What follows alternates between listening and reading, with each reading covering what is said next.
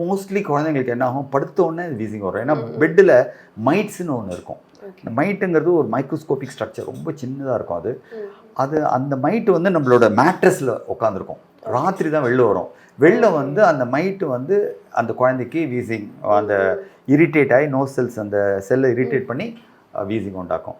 So நைட்டில் மாத்திரை இருமல் வருது அப்படின்னாவே எனக்கு தெரியும், ஓகே மைட் இன்டியூஸ்டு டிசீஸ் இது அப்படின்னு. அப்போ நாங்கள் என்ன சொல்லுவோம், அந்த மைட்டில் வந்து வேக்குவம் போட்டு அந்த எப்படி நீ தட்டி கட்டிலாம் போட்டால் போகாது, வேக்குவம் போட்டு எடுக்கணும், அப்போ தான் அந்த மைட்டு போகும். அது மாதிரி நிறைய காரணங்கள் இருக்குது ஆஸ்மாக்கு.